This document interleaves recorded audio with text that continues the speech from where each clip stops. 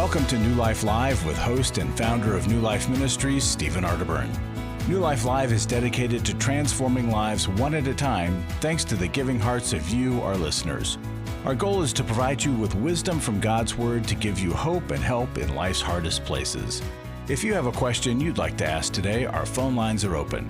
Call 1-800-229-3000. That number again is 1-800-229-3000. Now here's Steve.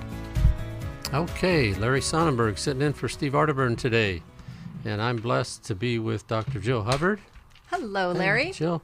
And Chris Williams. Last time we were together, he corrected me that he's not the one and only. Not the one and only Chris Williams. Yeah. But you know what? We have a good full board. I want to go straight to the phones. So let me just see. I had one picked out and I took my eyes off it. Let me just find it real quick here. Let's go to Stacy. Stacy is on line 8, and she's calling from Washington, D.C. on WAVA. Hello, Stacy. How can we help you? Hi, hello. Thanks for taking my call. Originally, I had called to talk about ADD, but as I'm listening to the program, I have an even more pressing issue, and I think you could help, particularly with counseling resources for mother and daughter. I am 45. I am 40 years old. My mother is 65. I am a recovering alcoholic, 6.5 years sober. My mother is an active alcoholic. My father died 7 years ago, and he was 3 years sober when he died. My mother and I now, I'm an only child, and what I'm understanding through my recovery, and thankfully I had a spiritual awakening through my recovery and have reignited a new peace, and I have found a new joy in my understanding of my higher power, who God is in my life and how he operates. But unfortunately, my mother has not had that experience. And what we are dealing with is her overwhelming fear for my life, my son, my family, my finances, and herself. She feels alone. My father's dead now. She's very afraid, and she's trying to control everything. And so our relationship is deteriorating such that we had a blowout not 48 hours ago. And yet, here we are 48 hours later, and it's like we swept it under the rug. Whatever was said, we're not dealing with it. And we need to deal with it because it recurs time and time again. My mother is very codependent. Her emotional stability is very weak, and she is dependent on me now emotionally, but she resents me for it. Mm-hmm. And I have listened, and I hear very clearly, even, two pastors who I recently listened to told, very clear messages about dealing with people in your life. You have to remove. It's almost like a spiritual battle she and I are having. Well, Stacy, let me jump in. So, part of the spiritual awakening that we get in recovery is the first principle. What is? Remind me the first principle. I don't know the principles by heart, but I admitted that I was an alcoholic and that my life was unmanageable. Hold on, that you were powerless. That you were powerless. That I was powerless. Okay, so you're powerless also. If your mom is powerless against her own alcoholism, how much more powerless are you? Against her alcoholism? Yeah. I know I can't recover her alcoholism. Well, I'm powerless over alcohol. Yes, you are completely powerless over her. And this needs to... hold on, this needs to be... And we'll get to this right when we come back from the break, but this needs to be the first starting point, is understanding what you can and cannot do with your mom. We'll be back right after this, Stacy, and help you out.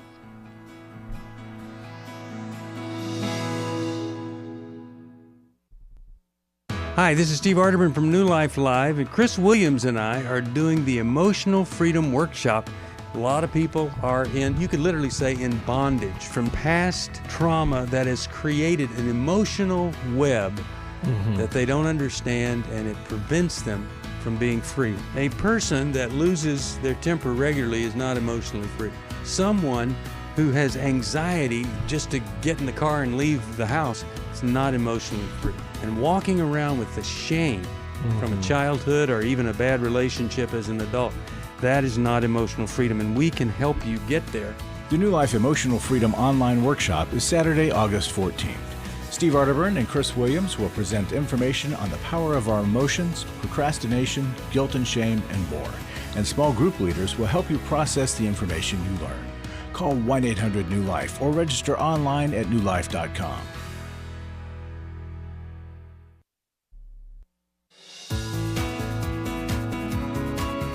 To find out more information about New Life or to order any of the resources mentioned on today's program, call 1-800-NEW-LIFE.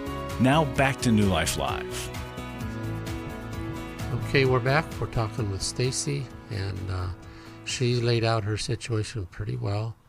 She has an issue with her mother. They're both alcoholic, or she's a recovering alcoholic for Stacy. Chris, you had some feelings you wanted to... Well, and I think, Stacy, I mean, this is a really, really painful experience. You know, your mom means so much to you, as she should, and yet your mom struggles deeply with her own codependency, with her own addictive processes, which, and you said that, we call it emotional dysregulation, is that she's just emotionally out of control and trying to find other people to help her control her emotions, which no one else can do. Well, this overwhelming fear, it's like having to control others so that she's okay. Yes. Right? If I can stop all the bad things from happening to all of you, then I'll be okay. But internally, she remains out of control. Right, exactly. Yep.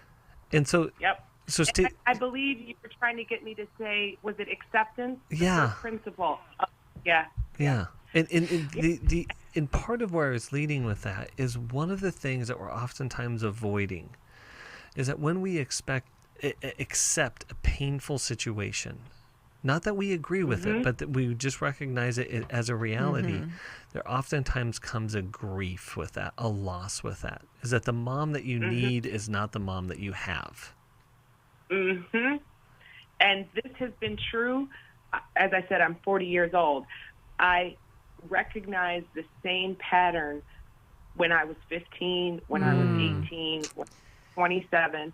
But now I'm in a position where I can recognize it, and I've got myself in a place where I've learned healthy coping mechanisms. I speak the truth. I don't lie, cover up, manipulate. I don't act in that manner. And so when she looks to me for approval of what it is that she's doing, when I'm honest and I tell her, no, I wouldn't do that, or that doesn't make any sense to me, that's not logical, she sees that as a form of rejection. And she uses that word. She says, Stacy, you rejected me. You reject everything I say.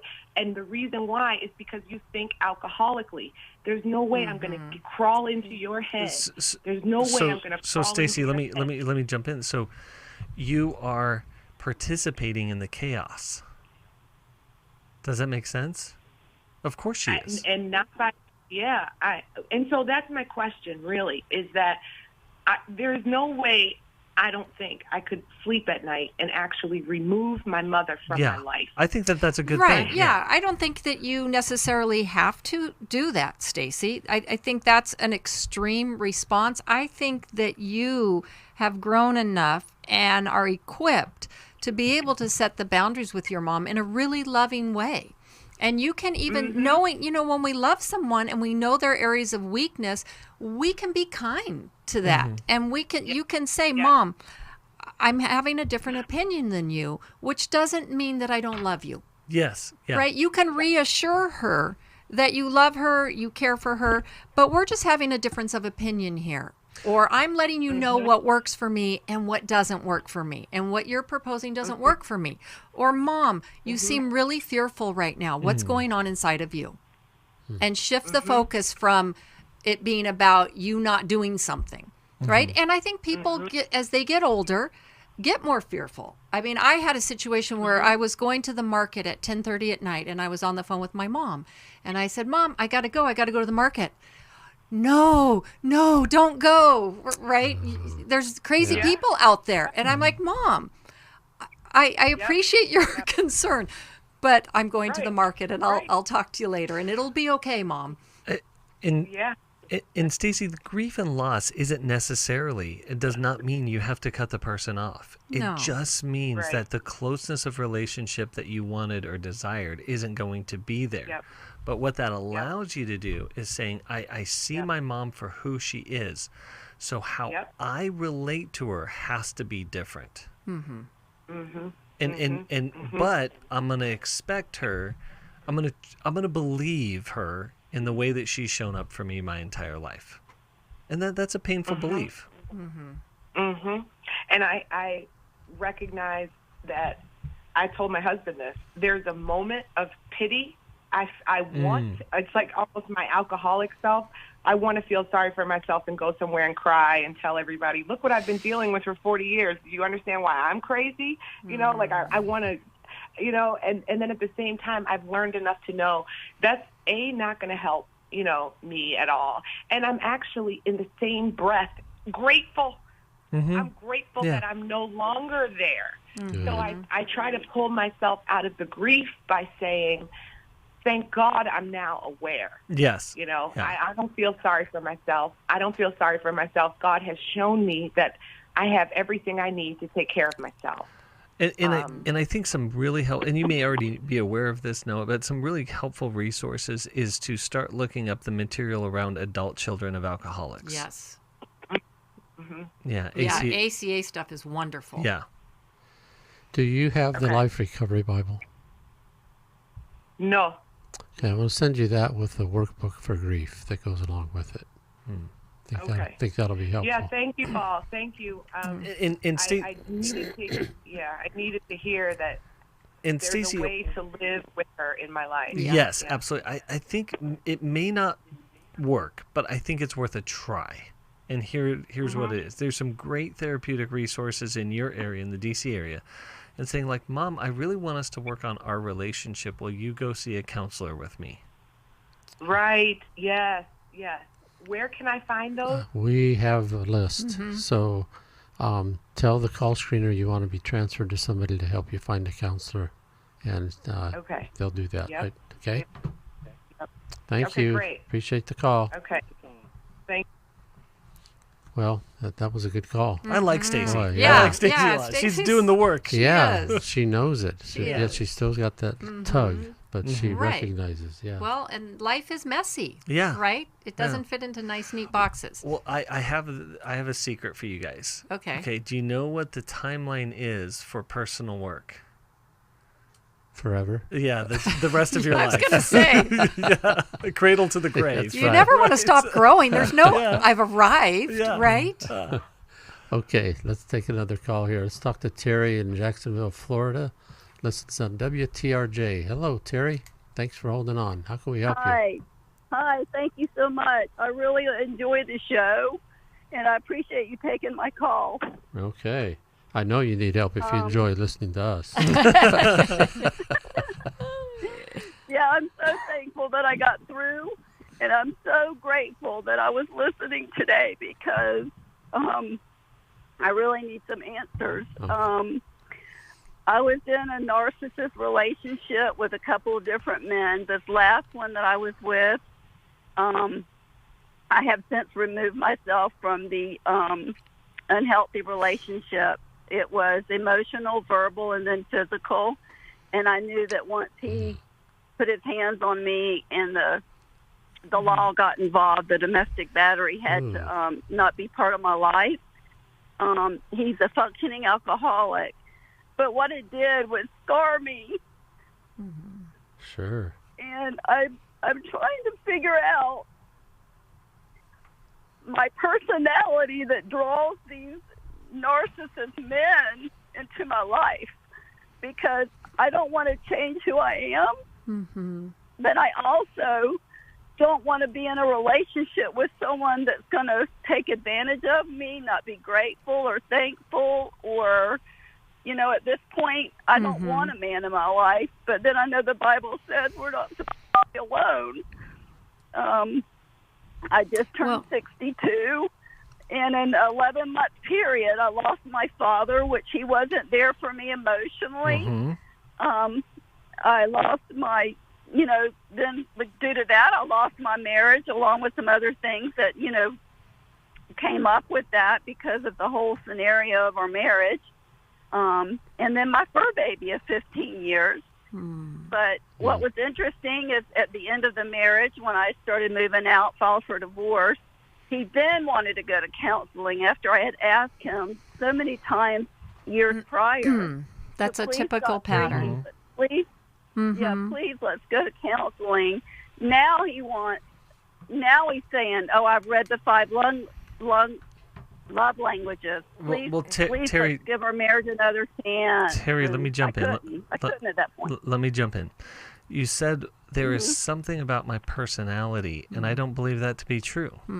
I believe there is something that you've already said. It's about your personal experience. It's your relational experiences. So you mentioned that, I had a dad who was never there for me. Well, that dad who was never there for you taught you how to be in relationship with other people who will not be there for you.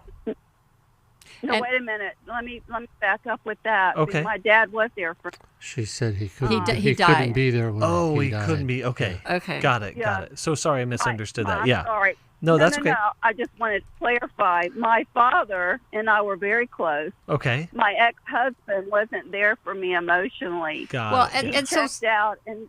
So sometimes the opposite is true. Sometimes when we have a really good relationship with a father, we expect all men to be like that. And so we don't look closely enough, right? At who they are. And see, in the beginning, narcissists show up and they're the best, right? And they make you feel so special and so loved. And so I could see where it would be, well, this is like my dad. This is great. But then there's kind of a bait and switch after you walk down the aisle, and then it's all about them. And it's like, where did that guy go that was so wonderful? So one of the things is, if it's too good to be true, it is too good to be true. Right? Exactly. And so not to be a skeptic, but to give a relationship time to develop enough so that you see the true colors of a person. Yeah, I mentioned on the previous show that the devil's in the details, and so is God. So relationship is I heard you say that. Yeah, relationship is in the details, and that's where Jill was saying it takes time to figure each other out, and that's what intimacy is.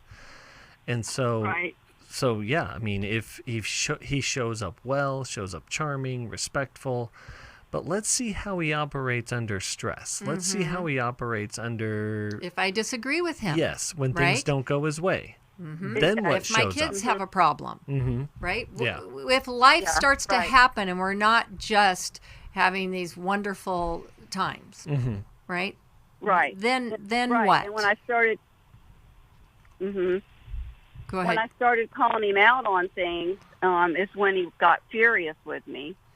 And then I started reading about it because a friend of mine brought it to my attention, and I just didn't have a clue what she was talking about. And she said, Terry, I've been trying to tell you this for a long time, and I guess I just was oblivious. I was like, until I started reading it and saw the writing on the wall is when it was like, oh my gosh, this is so true.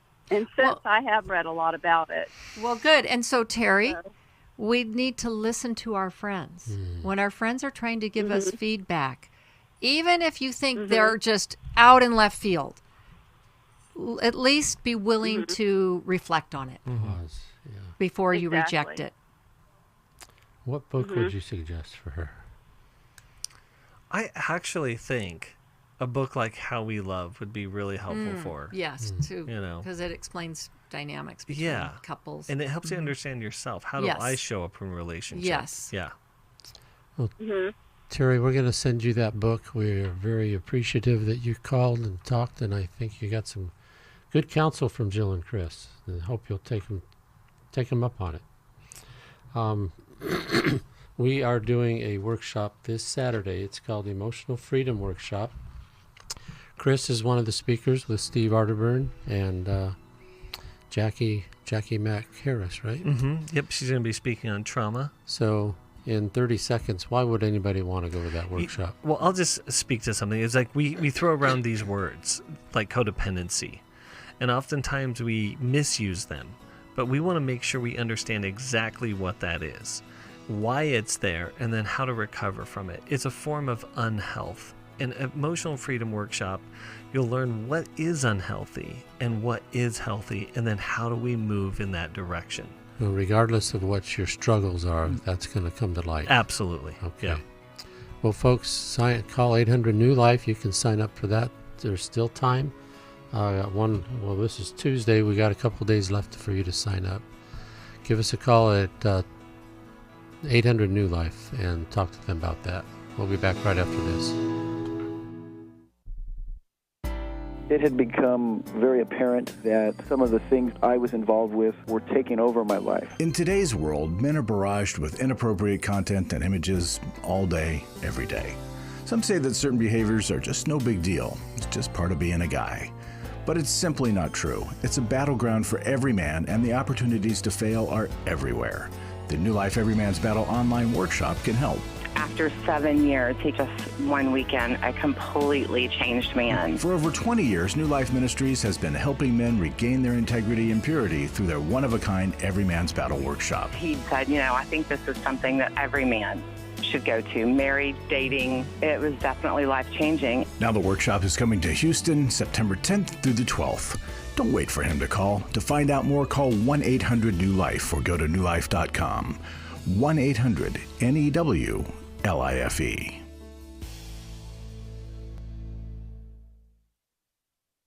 Hi, this is Steve Arterburn, and for 30 years, New Life has been the most trusted name in Christian counseling. Your ministry has saved my life. If you struggle with emotional hurt, family or marriage problems, the pit of depression, or the pain of addictions, we can help. I'm down 100 pounds now from what I was. You guys are awesome. You're a blessing to America. Our treatment programs provide clinically appropriate solutions from licensed professionals, all in a biblical framework. I have had problems with alcohol. I think God has ordained this place to be His. You don't have to be a prisoner of your pain. Help is available at 1-800-NEW-LIFE. She tells me that I'm a new man, and I feel like a new man. It worked for me, and it can work for them too. This time it is different. If you're ready to take the first step toward genuine spiritual and emotional healing, please call us today at 1-800-NEW-LIFE. God can open the door to a better tomorrow right now. Call 1-800-NEW-LIFE.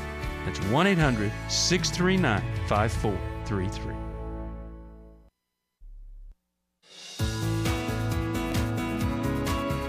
We'd love to hear from you. If you have a question or a comment, call toll-free 1-800-229-3000. Now back to New Life Live. Okay, thank you for calling. I want to remind you, when you make a gift to New Life this month, we're going to give you a copy of this book. If you're watching on YouTube, you can see it. Understanding and Loving Your Child with ADHD. You'll learn the difference between ADHD, ADD, what difference does it make in the child's daily life, what does it mean when that's an actual prognosis with a child. Mm-hmm. So there's a whole lot we could talk about, but we want to go back to the phones, and we really will appreciate your support for New Life. It's not all free here. God gets the glory. You're changing lives, but it's work. So thanks for helping it happen. Let's go to John, Charleston, South Carolina. Listens on Sirius XM. Hello, John. How can we help you? Hi. Thank you for taking my call. I'd like to give you a little background, first of all. My daughter, several years back, had a child. She was an unwed mother. She's lived with us since that time. And she and the daughter also, which is our granddaughter, have been in our home for 9 years. And then she moved next door. And when she did, she took her daughter with her. She's been with her for the last 2 years. And she's bought her an iPad and has left her unattended for 12-plus hours a day on the iPad with no restraints, no nothing. And I happened to drift in a couple of weeks ago to talk to her, and while I was waiting on my daughter, I just glanced at a notebook I saw laying on the table and had drawings in it, and they were everything from sadistic, harmful to pornography-type drawings. And my daughter and I will butt heads the minute I say anything, which I have said things, and but she just doesn't. She and I have kind of butted. We love each other to death, but we always butt heads, and we don't know. My wife and I, we're a Christian family, and she's brought up a Christian family, and my daughter's a Christian, but she doesn't really have the motherly instinct to get a grip on this thing, and we don't know what point we should be involved. We did talk her into getting counseling, and she's had one session, but we don't know anything that happened possibly in that session. So where do my wife and I go with this? How involved? I mean, we can't control the situation. No, you can't control the situation, but at the same time, it sounds like you do have a good relationship with your daughter, and that's really key. I think living so close, you also have access to your granddaughter. And I think that grandparents can play a big role in stepping in and being even a healthy distraction from perhaps some of the things that you can't control. I certainly, in a loving way, would let your daughter know that you don't want to usurp her authority, and that you notice things, and moms are busy, and it's hard to notice all those things. Grandparents are slowed down, and they can notice things that parents can't. So I think you have to kind of build your daughter up in a way that you're not trying to criticize her, but if you notice things from time to time, does she want you to share with her? And she can chalk it up as just, okay, my parents are just, overly protective or what have you, but at least the information gets out. And, you can, or share things that you've read about it, if she's open to it. Right.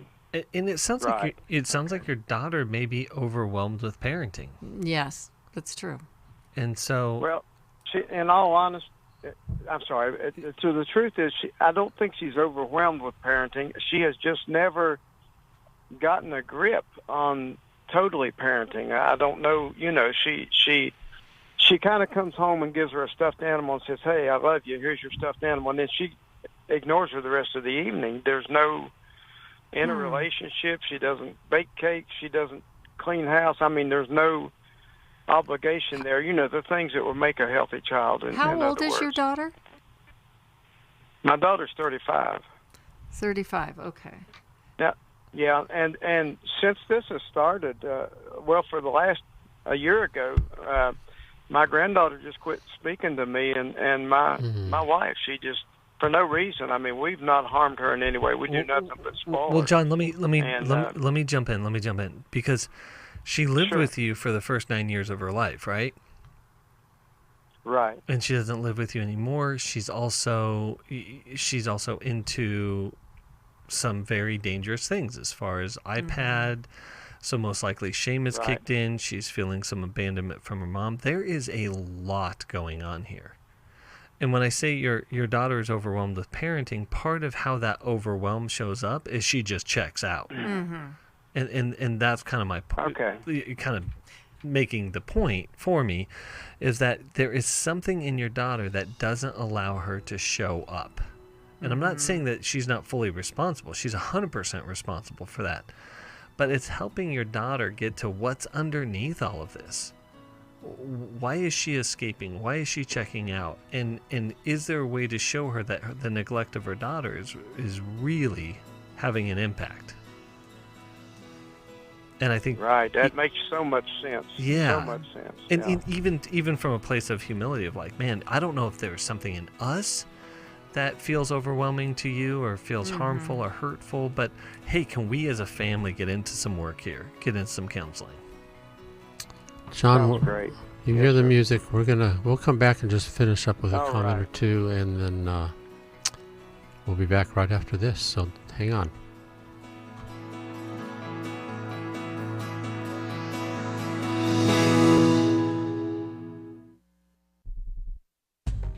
For most of my life, I've been dealing with an opiate addiction. Why is opioid addiction quickly becoming one of our nation's biggest killers?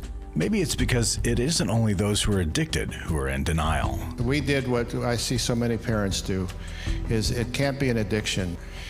There's something medically wrong. It's impossible to solve a problem when you don't know what you're up against, and families will try to find any explanation except the one that will put them on the right path. Alcoholism and drug addiction is a family disease. It doesn't affect just the individual. If someone you love is abusing painkillers, know what you're up against. It's time to admit it's addiction and seek treatment. Call us today at 1-800-NEW-LIFE. We have Christ-centered partner treatment centers around the country. Call 1-800-639-5433 or visit us online at newlife.com. We just made a decision. We will do whatever it takes. 1-800-NEW-LIFE.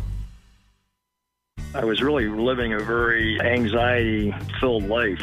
I did go to Take Your Life Back. That's why I continue to support the ministry with the hope that not only am I helping my own situation, that I'm helping others as well. You can help New Life Live stay on the air by joining Club New Life today. When you sign up to support us monthly through Club New Life, we'll send you the New Life member thank you gift of the New Life Journal, 100 Days of Peace, 7 Ways to Choose Healing, Growth Has No Boundaries, a Restoration Bible, and a New Life grocery tote to hold it all.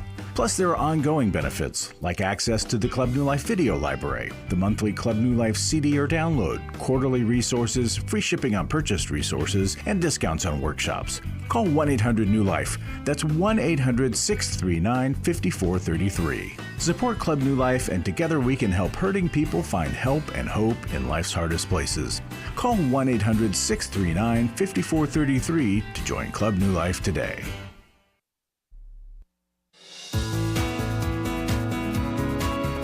We're glad you joined us for New Life Live.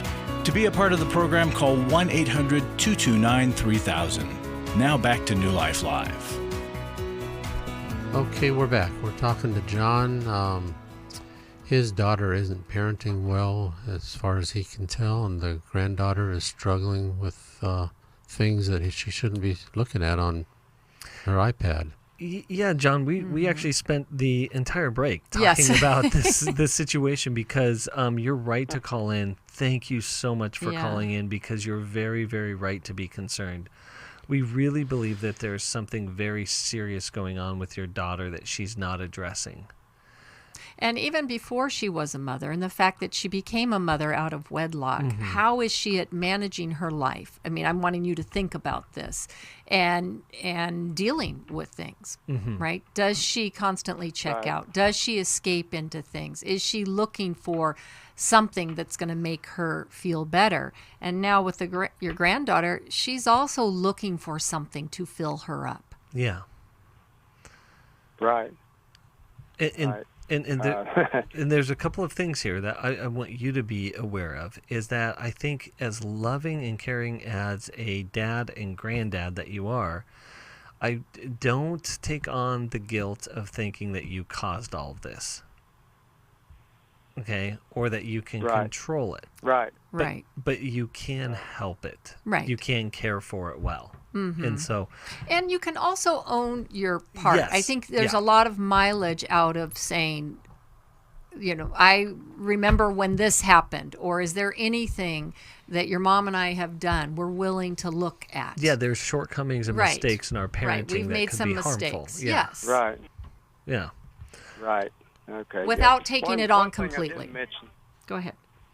One thing I didn't mention is my daughter is well, what I've read called a media mom. She comes home and is on her iPhone from, time she gets home to bedtime, except for taking care of her housework, So that kind of plays a little role in that too, I'm sure. Yeah, and that's part of an addictive process, but that's an escape. She's escaping something that's going on. It's mind-numbing. Inside of her that she just isn't addressing, and that's just like inviting her into a healing process, inviting her into a process to I know there's some painful things, but I believe if we touch the pain, as painful as that is, we can heal the pain, but we got to get into it. Yeah.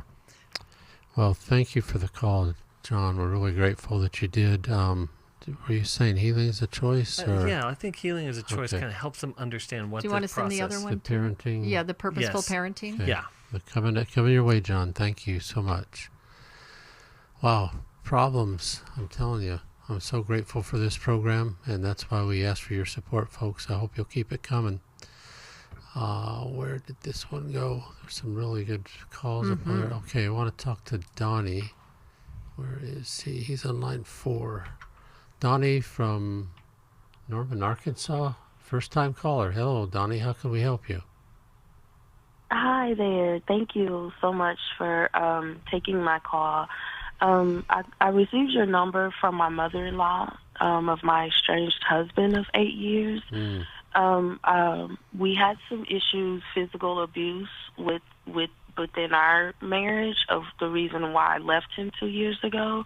But we share a 7-year-old son who's his junior, his only son, the love of his life. Like, we prayed for this kid, prayed really hard to have this son.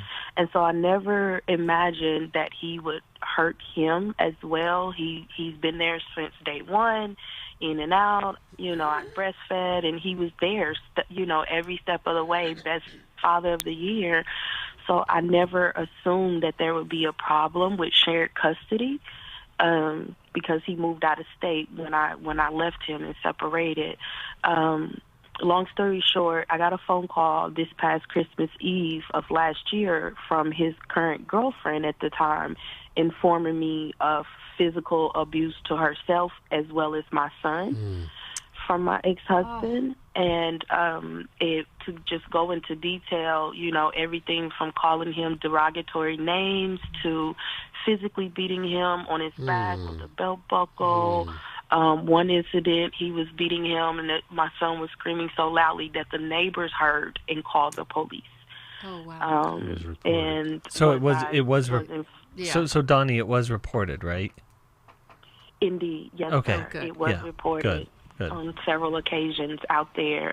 They live out of state, out in Las Vegas at the time. And so once I was made aware of the abuse and actually spoke to my son about it, he informed me of additional instances of things that had happened in different places that his father had took him, unawares to him as far as like drug homes and stuff.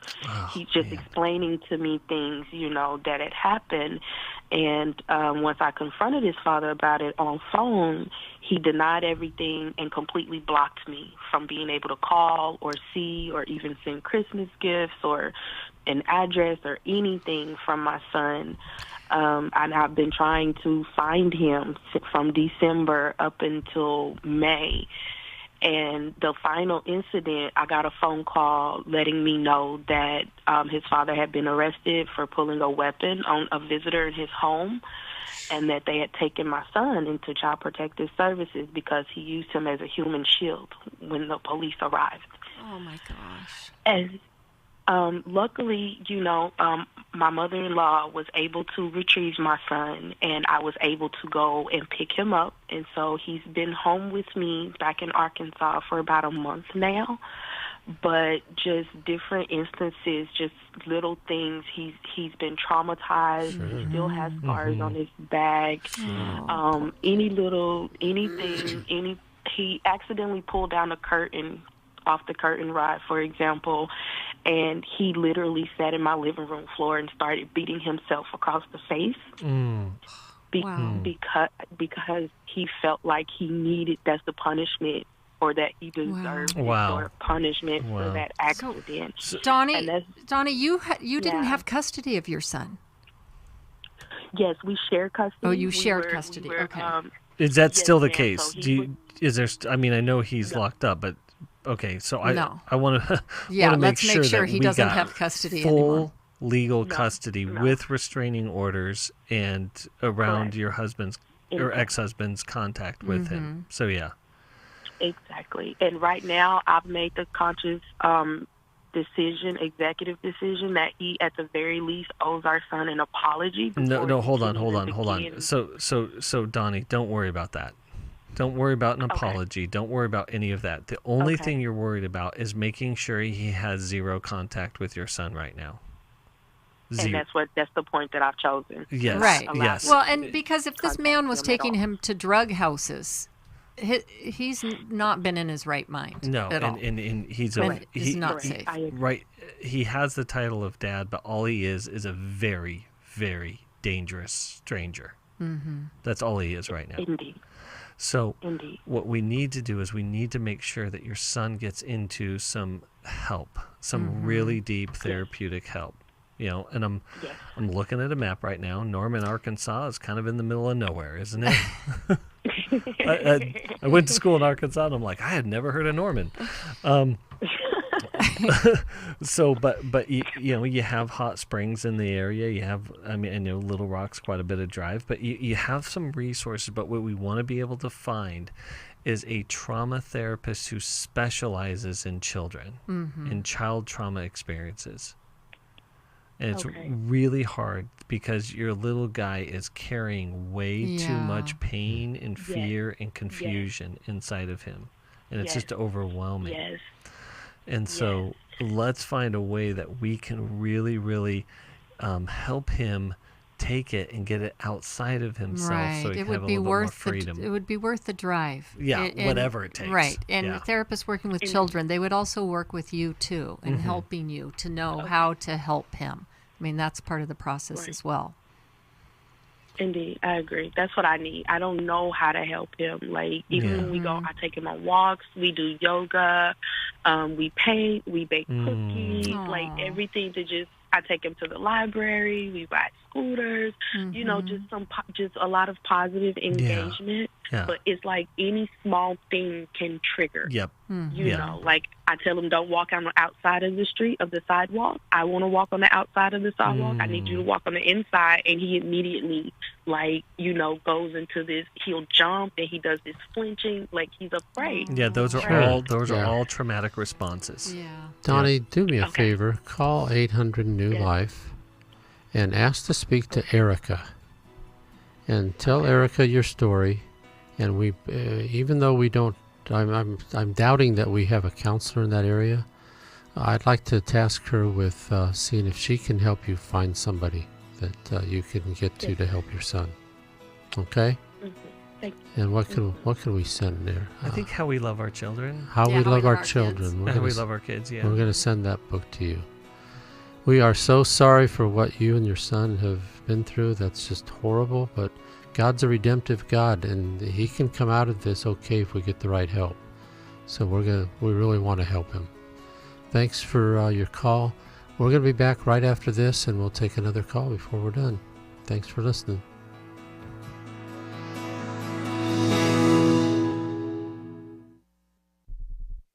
Hi, this is Steve Arterburn from New Life Live, and Chris Williams and I are doing the Emotional Freedom Workshop. I don't know of anybody that wouldn't benefit from emotional freedom. We're all bound or stuck or struggling in some area.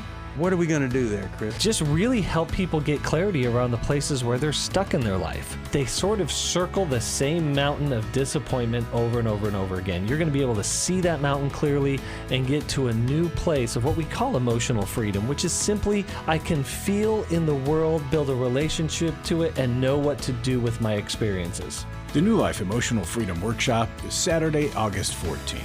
Steve Arterburn and Chris Williams will present information on trauma, depression, codependency, and more.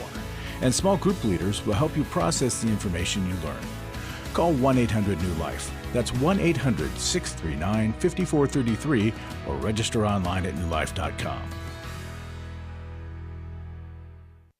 Hi, this is Steve Arterburn, and for 30 years, New Life has been the most trusted name in Christian counseling. I'm an addict, and I'm trying to get God in my life again. You seem to be able to get to the crux of a problem quickly. Our Christ-centered treatment programs can help you break free to embrace all that God has for you and your family. I just want to thank you guys for bringing me to a relationship with Jesus. There really is help for marital problems, depression, addictions, panic attacks, and feelings of hopelessness. I came back with so many tools to help me prepare myself to fight this struggle and this battle that I have every day. You can start living again today, living the life God intended for you. Help is available at 1-800-NEW-LIFE. They did care, and they did follow up very lovingly, and it made all the difference in my life. Call us at 1-800-NEW-LIFE. Someone who cares is waiting at the other end of the phone. God can open the door to a better tomorrow right now. Just call us at 1-800-NEW-LIFE.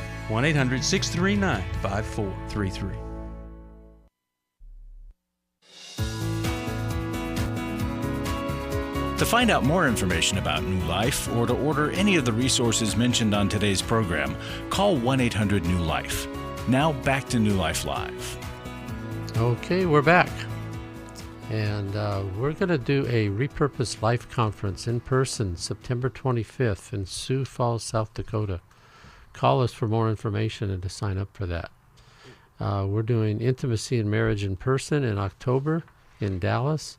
We're doing a Restore workshop in person, Washington, D.C. in November. And then Steve's doing Life Recovery Today.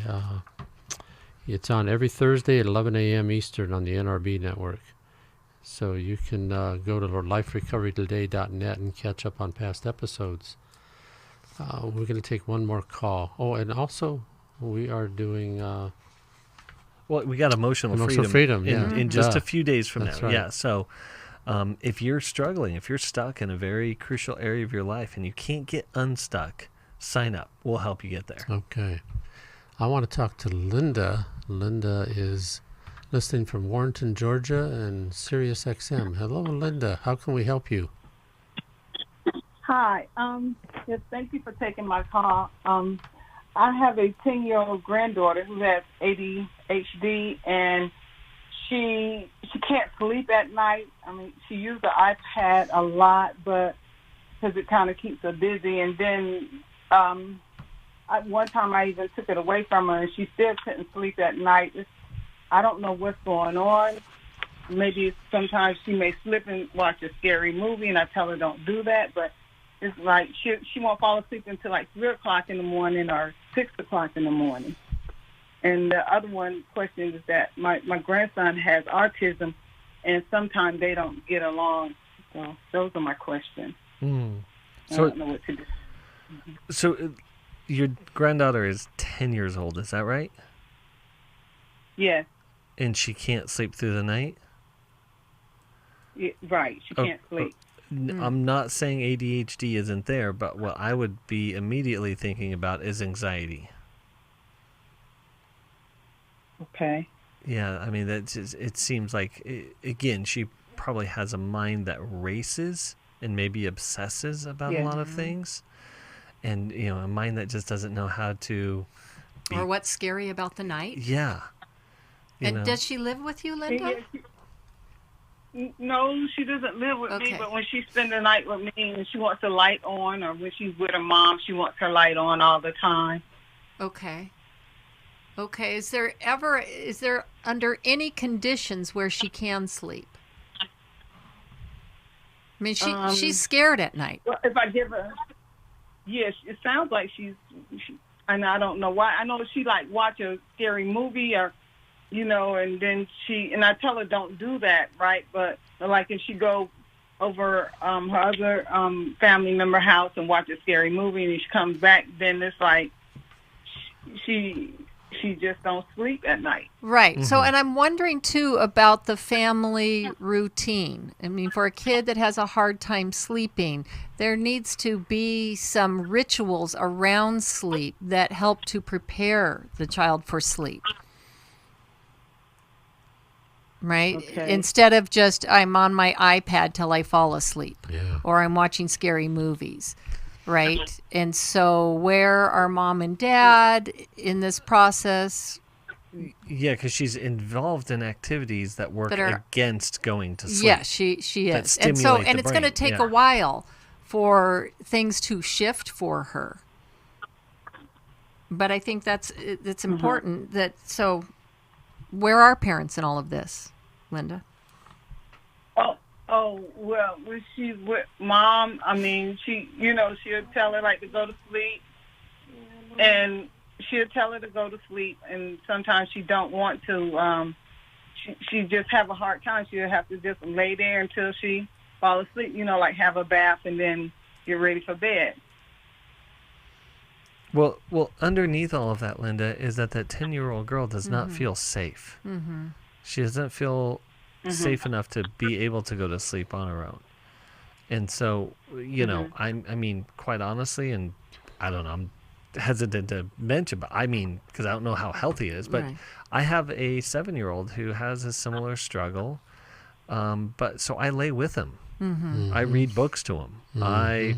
We play some, music together, and so he feels safe. And then eventually what I want to be able to do is have him feel safe on his own in his own bed. But for the time being, he just doesn't. And that's okay.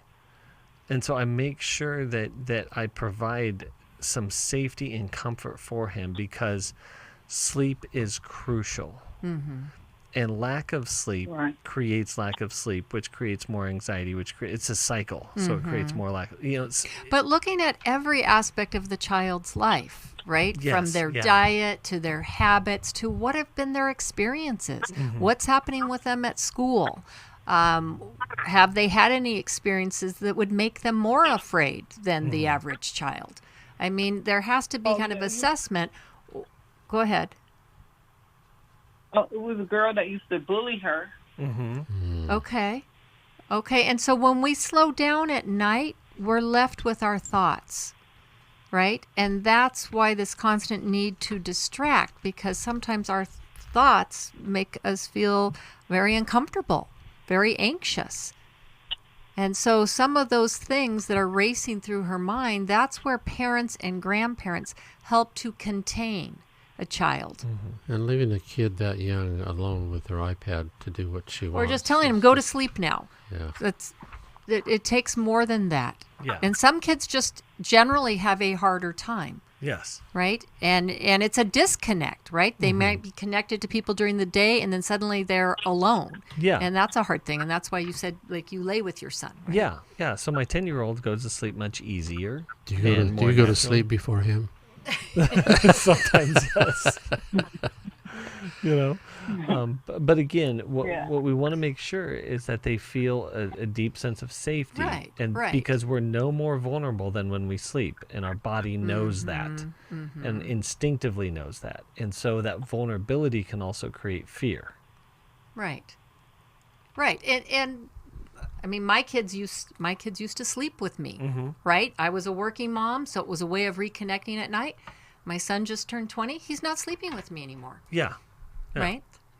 And there's a natural progression of them being able to sleep. Long before that. Thank you. Yes, long before Thanks for clarifying. Yeah.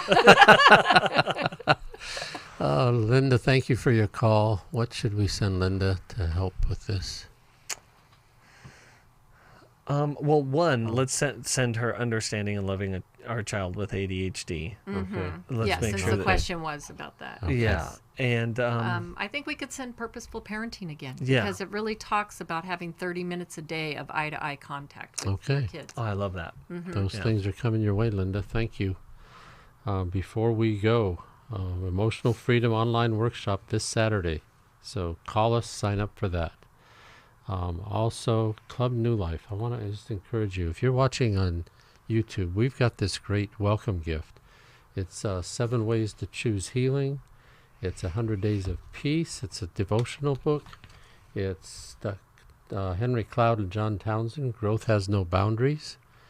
And we have a New Life journal. And on top of that, we'll put it all in this little bag. Oops, somewhere there's this. Oh, help me, Joe. Help me, Joe.